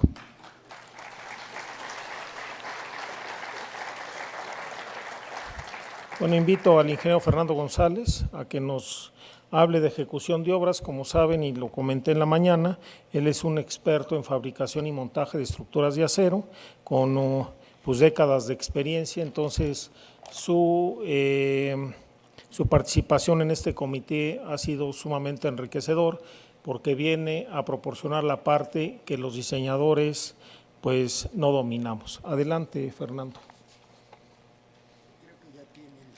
Sí, ya. Si pueden poner la presentación, son tan amables. Gracias. Con este voy para adelante. Sí, así es. Gracias, Raúl. Buenas tardes a todos. En el mismo tenor de la mañana vamos a hacer referencia a los cambios únicamente que se han dado del 2020 al 2023 en el capítulo de ejecución de obras, que como también dice el ingeniero Raúl Jan, es un campo fértil que lo tenemos apartado. También Bernardo Gómez hablaba de que había 15 capítulos de diseño y uno de ejecución de obras o de construcción, y no son 15, son 22, y a nosotros nos mandaron hasta el 23, ¿no? Entonces creo que es un campo fértil que podemos ir desarrollando y seguramente se seguirá aumentando este capítulo. ¿Qué cambios sustantivos hubo? Pues antes en la norma del 20, el capítulo 13 es el que nos hablaba de ejecución de obras. Ahora pasamos hasta el capítulo 23 y los rubros que se manejan son básicamente los mismos, a excepción de que introducimos un nuevo renglón que se llama disposiciones generales. Estas disposiciones generales, a pesar de que la norma es corta realmente, la de ejecución de obras, se enriquece muchísimo cuando pedimos que se hagan que se tomen como referencias las siguientes tres publicaciones. Uno, el nuevo manual de construcción de acero del INCA, que creo que ya todos conocen ustedes, una gran labor del doctor también Tiziano Perea. Es una publicación de más de 500 páginas actualmente, que se apoya muchísimo en las publicaciones de la ISC. Otra es la especificación tradicional, el ANSI AIS 360, versión que debe tomarse la última versión, que es la del 2022, y el famoso COSP, el Código de Prácticas Estándar para Construcción de Puentes y de Construcciones en Acero.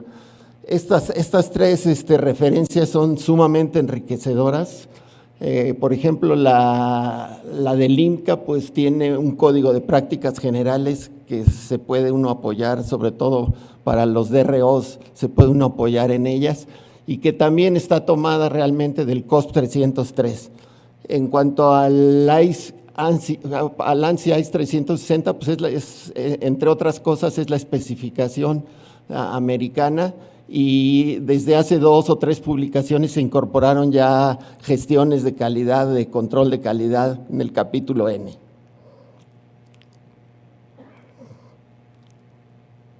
Estas son las 3 publicaciones.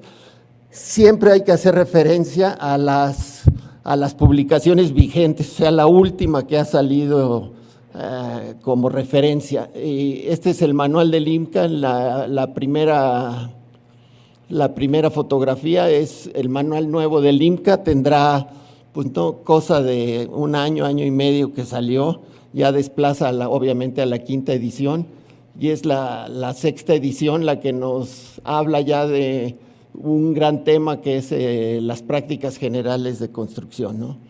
Lo que es el cuerpo de la especificación, en su capítulo N está el ANSI ICE 360, este salió en 2022, es la última versión de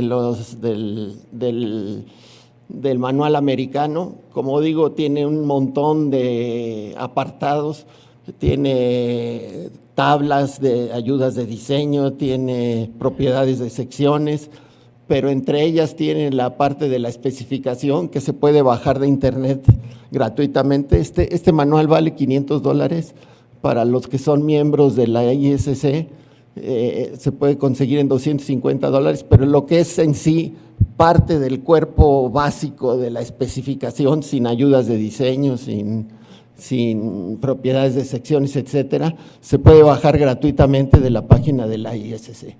Y uno muy valioso es el tercero, el ANSI ICE 303, el que coloquialmente llamamos como COSP 303, y este sí habla ampliamente de todos los tipos de ejecución de obras, tolerancias, procedimientos de construcción.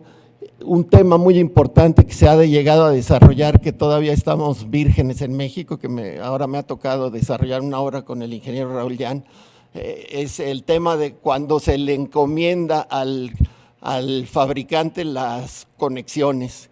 Cuando se le encomienda al fabricante las conexiones, debe estar normalizado. En nuestra nueva norma no se habla nada de ello, pero haciendo referencia al COSP 303, podemos encontrar toda la normativa, cómo se debe hacer.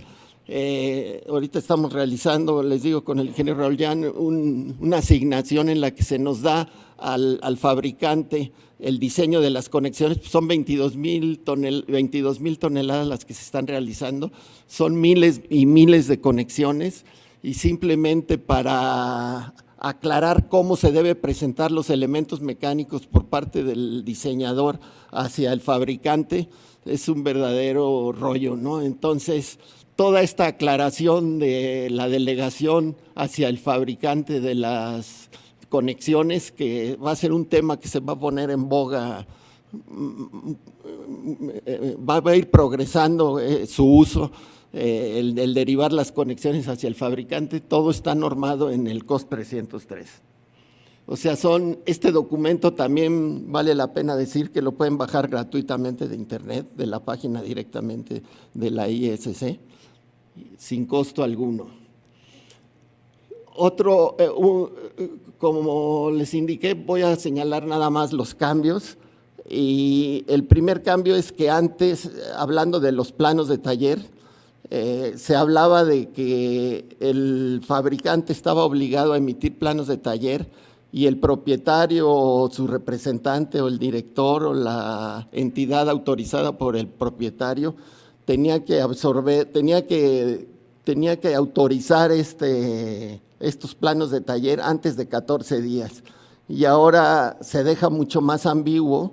El propietario, su representante y el director se obligan a devolver al fabricante planos aprobados sujetos a las correcciones indicadas dentro del plano acordado por las partes. Esto también significa un trámite bastante burocrático, porque imagínense, en el caso de la obra que les decía, el aprobar más de 8,000 planos, pues tiene un significado de trascendencia hasta en el programa, ¿no? Muchas veces no se puede ni avanzar porque falta que corrijan o que autoricen estos planos. Estos planos los debe revisar la autoridad, derivada hacia ella por parte del propietario. En Estados Unidos, ya lo decía Bernardo, hay una figura en AWS que es el EOR, que es el ingeniero del récord, que es verdaderamente un especialista en estructura de acero y que puede tener la capacidad para aprobar planos, para sentenciar cualquier discusión que sea presentada en la obra. Entonces, la devolución de los planos, por ejemplo, esta es una obra que se diseñó en Estados Unidos y el despacho de Alonso y Asociados está haciendo la revisión y la aprobación, y se suele poner 4 rubros, ¿no? Y como se dice, aprobado, como se indica con comentarios, devolver o rechazado. Entonces, según las etapas de la calidad de la edición que se tenga en los planos de taller, se clasifica el plano para poder pasar a fabricación. Estos son los planos con los que se cuenta para que sean un documento oficial ya. Otro cambio que se presenta en la norma es el fabricante se obliga a preparar los planos de taller y montaje, a cuyo término someterá al propietario o a su representante y al director copias de los mismos para su aprobación.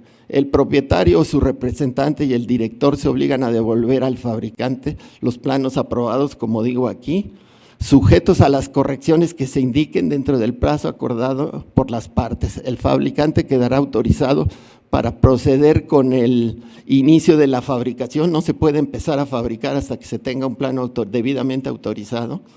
Después de corregir los planos, enviando copias corregidas al propietario o al EOR, que sería para nosotros un DRO o un corresponsable en seguridad estructural, y al director. Esta figura del EOR es una figura ausente, no es exactamente ni el DRO ni el corresponsable en seguridad estructural la filosofía que tiene AWS para esta figura autoritaria que sentencia las decisiones de la obra. También se indica que en los planos de taller se debe señalar en cuanto a las conexiones atornilladas el tipo de apriete que se requiere en cada una de las conexiones. Los 3 tipos de apriete, ustedes los conocen, son el snug tight, que es un apriete al contacto, que es un apriete que puede realizar un hombre con una llave hasta su capacidad máxima, con la condición de que una las partes en cuestión. Esa es la conexión más barata. Luego sigue la conexión pretensionada. La norma sí especifica cuándo tenemos que pretensionar una conexión. Y la tercera es la elip crítica, lo de deslizamiento crítico, que es una conexión más cara porque te requiere de una superficie de preparación para desarrollar estas conexiones por fricción. Entonces, nosotros tenemos que indicar en el plano de taller qué tipo de apriete es el que se requiere. Ya ahora aparece en la norma, lo subrayo con rojo, se dice el tipo de apriete que se requiere en cada unión atornillada debe aparecer.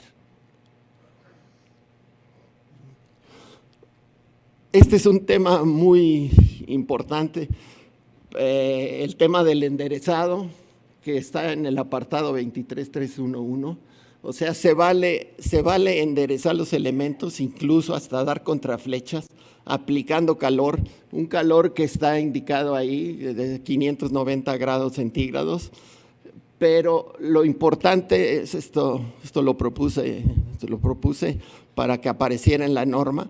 Este calor, cuando se aplica, ahorita voy a presentar una foto, no deberá enfriarse en la zona afectada por medio de agua. Hemos hecho algunas muestras experimentales en las que por ejemplo, una probeta para un procedimiento de doblado de aprobación para soldadores, lo calentamos a 600 grados, lo dejamos enfriar, luego lo intentamos regresar a su posición después de que esté doblado y la probeta se comporta perfectamente. Por el contrario, hemos hecho esta misma probeta, la hemos calentado y la hemos metido al agua para enfriarlo, que es lo que hacen muchos fabricantes, y a la hora de desdoblar esta probeta, estalla como una bala. O sea, la metalurgia del acero con un enfriamiento súbito a base de agua crea una fractura tremenda, ¿no? Se vale hacer lo que está ahí, pero no enfriarla con chorro de agua. Y desgraciadamente es una práctica en los talleres por velocidad de enderezado que se aplique un chorro de agua para lo que dicen los armadores para hacer regresar la pieza, ¿no? Ahí se ve, este es un sistema que es aprobado siempre y cuando no se aplique agua. Se hace a base de unos triángulos en los que se calienta mayormente la base del triángulo y realmente, ¿cuál es la filosofía del enderezado con calor? Pues donde se posesiona la mayor cantidad de calor, ahí es como si nosotros estuviéramos aplicando un cable de preesfuerzo por las contracciones que va a ejercer la mayor cantidad de calor en la pieza. Si quisiéramos saber dónde hay que aplicarle calor para enderezarlo, tendrían que imaginarse que voy a poner calor haciendo una analogía de poniendo ahí un cable de preesfuerzo. Y es como se puede enderezar, pero repito, mucho cuidado, ahí sí tiene que hacerse una inspección visual en taller de que no se aplique agua para enderezar esto. Aquí tenemos una fe de ratas, en los cortes nos refiere la norma actual. Si alguien tiene por ahí su norma, mejor táchelo, lo que estoy tachando con amarillo va a ser una fe de ratas. Se hace referencia a que los cortes con oxicorte, con oxiacetileno, pueden ser cortados térmicamente y deben cumplir con los requisitos del Código de Soldadura Estructural AWSD 1.1 que lo señalo ahí, pero estas cláusulas del 514, 514.83, 514.84 ya están obsoletas, eran del 2015. Para la última versión de AWSD 1.1 es la 2020. Y si ustedes buscan el capítulo 5, van a ver que son conexiones precalificadas, no van a encontrar nada. Entonces, eso táchenlo de amarillo. ¿Y dónde las vamos a encontrar? En el apartado 7, en el 714.84, en el 715 y en el 716 del AWSD 1.1 2020. También por primera vez, para estructuras soldadas, se hace referencia a que podemos apoyarnos, obviamente, en los dos clásicos, en AWSD 1.1 y en AWSD 1.5, AWSD 1.1 para edificaciones, AWSD 1.5 para puentes, y adicionalmente, lo marco con rojo, apoyarnos también no es un código, eso es un error por ahí hoy en la mañana que dijeron que era un código, es un suplemento sísmico que surgió a raíz del sismo de Nordich del 94, que se empezaron a corregir las especificaciones y AWS emitió este suplemento sísmico. En este suplemento sísmico podemos encontrar situaciones tan interesantes como la definición de la soldadura de demanda crítica. O sea, yo les preguntaría, alguna vez nos tocó ya a supervisores que nos detectan cómo hacer la soldadura de demanda crítica, pero para ustedes, ¿cuál creen que sean como ingenieros DROs o como ingenieros del medio que tienen que supervisar estas obras? Para ustedes, ¿qué es una soldadura de demanda crítica? También Tiziano lo habló. para efectos ingenieriles prácticos, una soldadura de demanda crítica, aparte de su composición química con la que se fabrica y todas sus condiciones, para nosotros lo importante es que tenga unas cualidades de tenacidad muy particulares y debe cumplir existen 3 tipos de soldadura: la soldadura para D1.1, la soldadura para D1.8 y la soldadura para D1.8 de demanda crítica. La soldadura D1.8 de demanda crítica tiene que satisfacer 2 pruebas Sharpie que están en AWS D1.8. Una es 27 joules, una es 54 joules a 21 grados y la otra es 27 joules a menos, no me acuerdo, está en el D1.8, pero tiene que satisfacer 2 pruebas Sharpie, tal como lo indiqué en la mañana. Estos son los 3 códigos AWS D1.1, AWS D1.5 para puentes y AWS D1.8. El AWS D1.5 para puentes es importante porque ya toma en cuenta lo que es la supervisión o la fabricación bajo el tema de fractura crítica. El otro día me preguntaba un colega, y les pregunto a ustedes, ¿cuántos puentes en México creen que hayan sido supervisados o fabricados bajo el criterio de fractura crítica? Yo le decía que ni el 3%. Y realmente ya es un estándar y el taller que lo hace debe estar certificado por un ente como el INCA o como el AISC para desarrollar fabricaciones por fractura crítica, que son restricciones mucho mayores a las que impone el D1.1. Y el D1.8 es el suplemento sísmico ideal para complementar lo que les platicaba Tiziano en la mañana.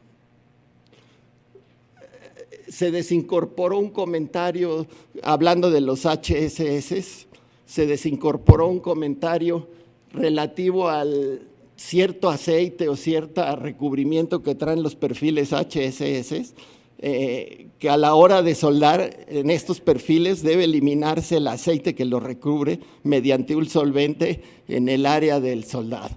Acuérdense que soldar sobre pintura, soldar sobre solvente, soldar sobre cualquier tipo de derivado de hidrocarburo es mortal para la soldadura. Entonces, este párrafo estaba incluido en un comentario, pero como también platicaba en la mañana, se han excluido todos los comentarios que eran buenos, pero de carácter didáctico, y se deja el aspecto únicamente de código, como de interpretación de una ley.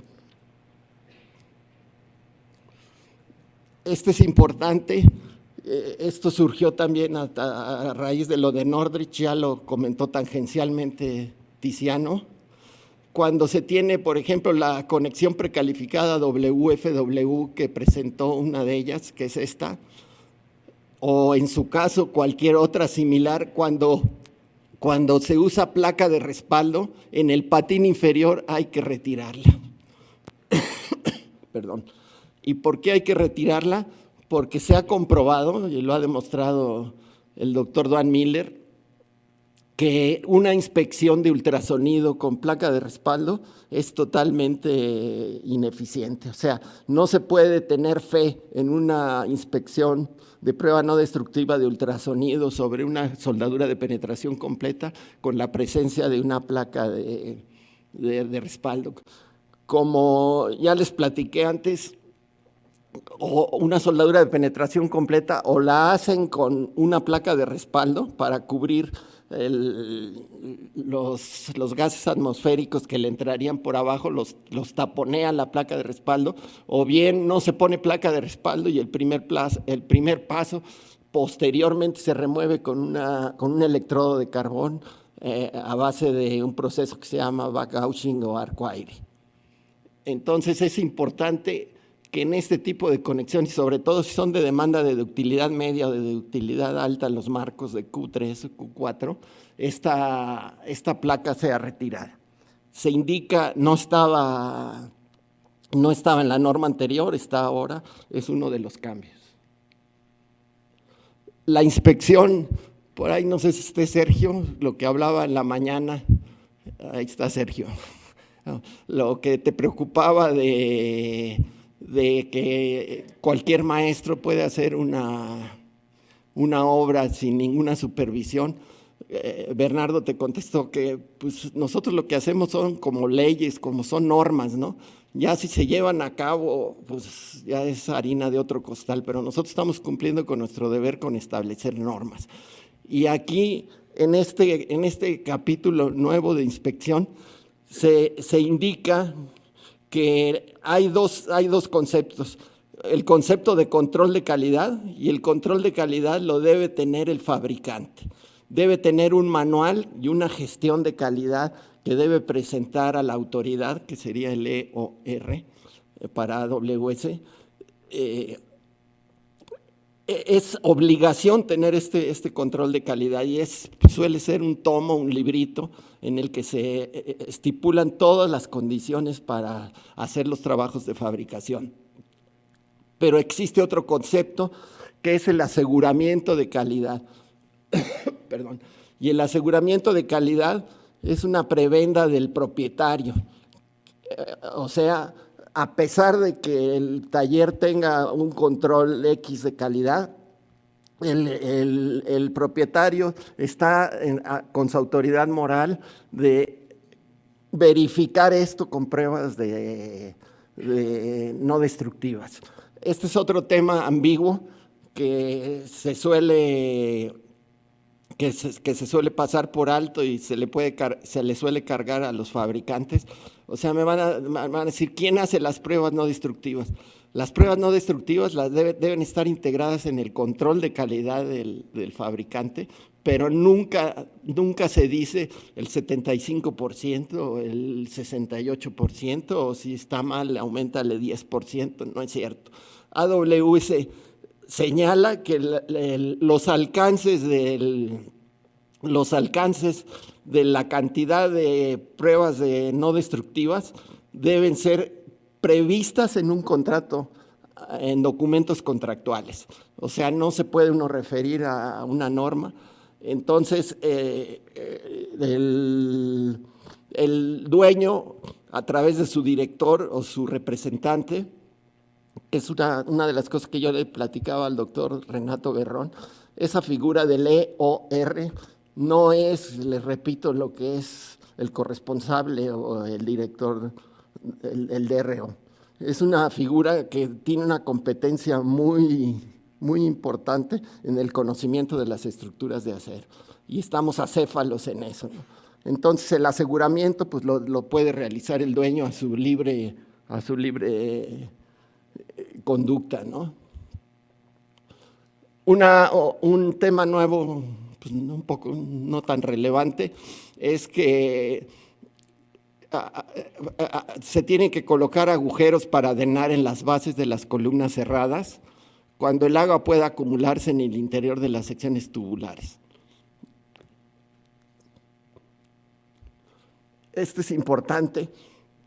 Siempre como primera medida, nos está pasando ahorita en una obra en Salina Cruz, en que ya tenemos todos los planos de taller y resulta que las anclas las pusieron en forma inadecuada.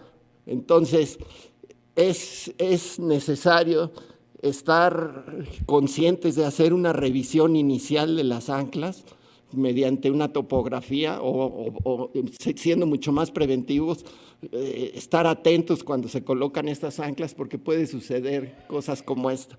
Y se tiene que llegar a un acuerdo. Esto es un aspecto súper negativo de cómo se solucionan las cosas.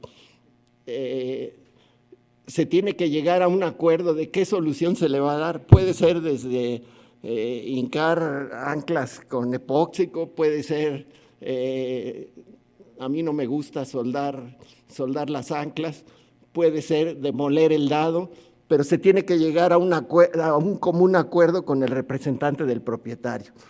Esta figura vuelvo a repetir, tendría que ser el EOR en combinación con el fabricante, quien determinase qué solución se le va a dar. Hay una referencia en el AISC del doctor Fisher, en el que propone una serie de cambios, lo pueden encontrar también prácticamente, creo que es un paper gratuito, le ponen Fisher y sale una serie de recomendaciones que da él para este tipo de casos que son el pan nuestro de cada día, ¿no? ¿Qué tolerancias de fabricación y de montaje? Nos estamos apoyando, la norma se está refiriendo al COSP 303 y dice, ¿sabes qué? Para aplicar qué tolerancias son buenas y cuáles están dentro de rango de aceptación, dirígete al COSP 303. Y ahí hay otra fe de ratas, porque estaba referido a un COSP de otro año. El último COSP 303 salió en el 2022. Les digo, lo pueden bajar gratis de internet. Y se refería a la sección 712 y a la sección 713. Pero ahora está en el capítulo 11 del propio código. Por ejemplo, ahí tenemos que en la sección, las tolerancias de fabricación, vale la pena remitirse a este código. Las tolerancias de fabricación están señaladas en la sección 11.2.1 y hasta la 11.2.2.8. Y también existen tolerancias, obviamente, de montaje. Pero todo esto, más que buscarlas en la propia norma nuestra, tendríamos que apoyarnos en la referencia a la que nos da crédito la propia norma. Y volviendo a esos son los cambios sustantivos, y otros cambios son que se eliminan todos los comentarios didácticos que existían en la norma del 2020, por ejemplo, en planos y dibujos, en fabricación, son comentarios muy buenos, pero que son de carácter, como digo, didáctico, no representan una normatividad. Entonces, por política que se tomó la decisión de la elaboración de esta norma, se están eliminando y se eliminan un montón de comentarios que pueden ser válidos, pero al margen de la norma, en cortes, en estructuras soldadas, en preparación del material, en armado, en soldaduras de penetración completa, el precalentamiento que debe hacerse, la inspección, las estructuras atornilladas, los agujeros para construcción atornillada, las tolerancias en las dimensiones, el acabado en las bases de las columnas, la pintura. En el montaje se evitan también estos comentarios, las conexiones provisionales, se quita el comentario.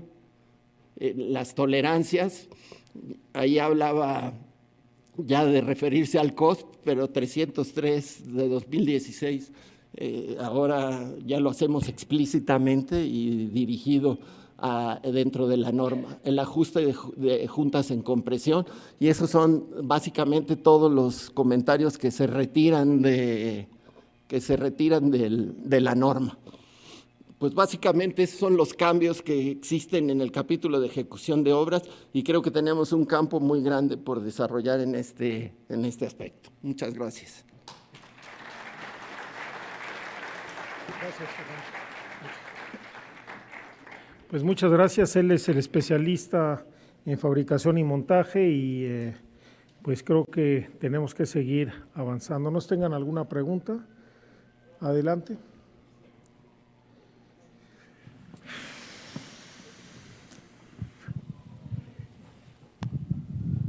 Gracias. Cuando se presentaron las normas de acero, preguntábamos que por qué no se había establecido en el cuerpo la cantidad de pruebas que se deberían de hacer.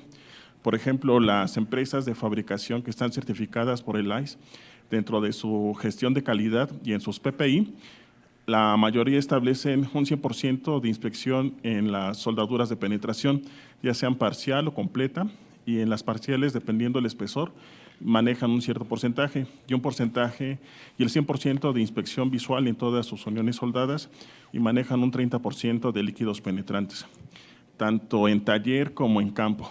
Si tenemos ejemplos de estas empresas, ¿por qué no lo establecemos ya dentro de la norma? Y de lo que comentaba de cuando nosotros tenemos alguna imperfección en alguna pieza que nos quedó torcida o algo, el AWS nos especifica rangos, a qué temperaturas nosotros tenemos que aplicar el calor, y también dice que no debe de enfriarse abruptamente. Y otra cuestión, aquí también no se ha planteado la problemática que hemos tenido durante la ejecución de las obras. Usted mostró un ejemplo de cómo los patines de la columna chocan literalmente con las anclas, ¿no? Y una práctica muy común es cortar las anclas, soldar y una soldadura de botón. Pero también el AIS nos dice que las soldaduras de botón no están diseñadas para trabajar a tensión, solamente a cortante. Y eso lo vemos en algunos embebidos donde dejan solamente las varillas, las puntas, hacen los barrenos o las cazuelas y sueldan, y llegamos a tener vigas que están conectadas a momento. Entonces, estamos cayendo en muchas soluciones que, entre comillas, la práctica nos está enseñando que se han comportado, entre comillas, bien, pero no tenemos estudios que garanticen que realmente esa solución es adecuada. Gracias. Estoy totalmente de acuerdo contigo, y viendo hacia las soldaduras esas de tapón, no hay ninguna de las dos posibilidades para hacer una buena soldadura. Ni puedes poner una placa de respaldo, ni puedes trabajar la raíz. Entonces esas soldaduras de tapón a mí tampoco me estoy de acuerdo con ellas. En cuanto a la primera, las tolerancias y eso, ¿por qué no están en la norma? Porque en cuanto a las tolerancias, pues nos estamos basando mucho en el espíritu del AWS, y el AWS así claramente dice que no hay un alcance preciso para determinar el número de pruebas no destructivas que debe realizarse. Debe referirse a un acuerdo común en documentos contractuales. No sé si quedó satisfecho, ¿sí? ¿No?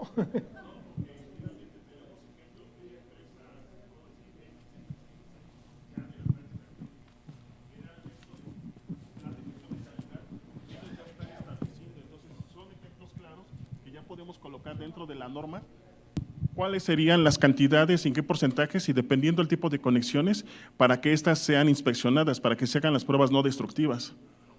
Por ejemplo, usted puso el ejemplo de un sello por parte de SOM que está Alonso y Asociados aprobando en diferentes términos.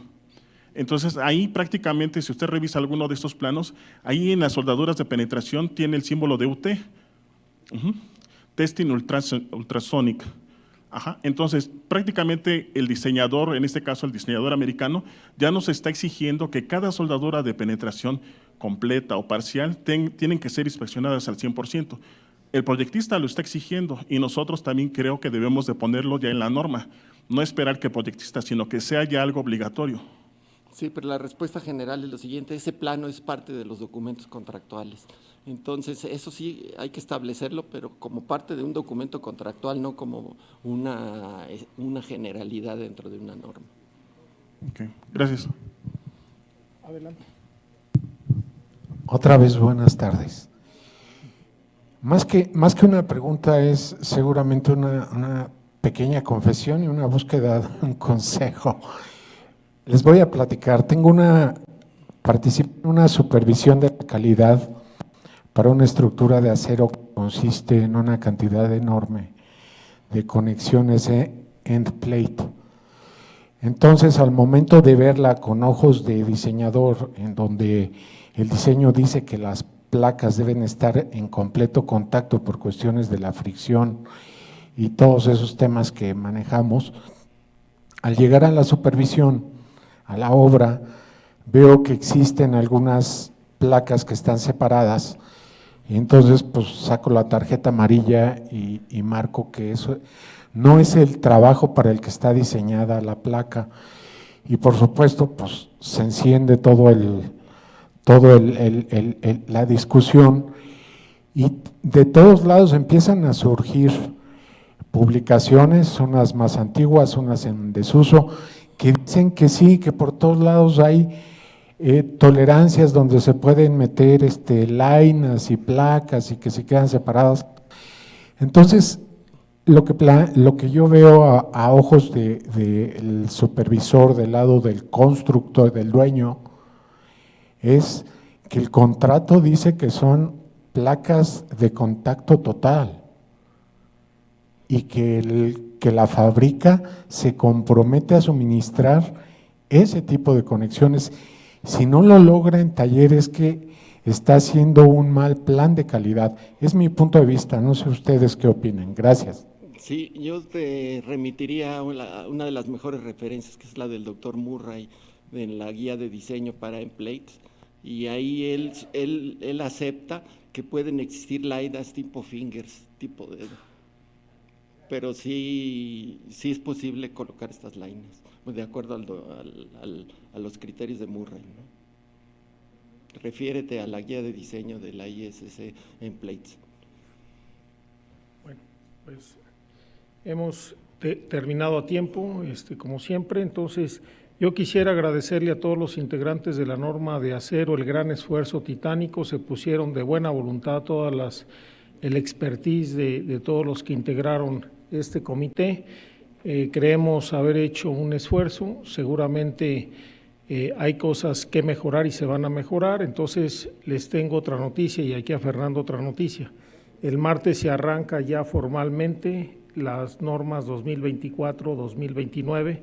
Pues Fernando, tienes mucha chamba para que no te aburras.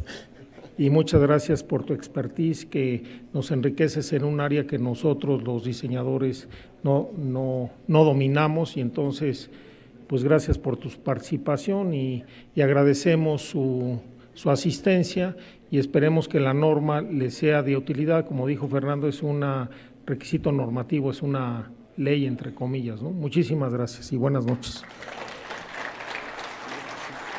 Gracias a ti. ¿Qué pasó con nuestro cuate?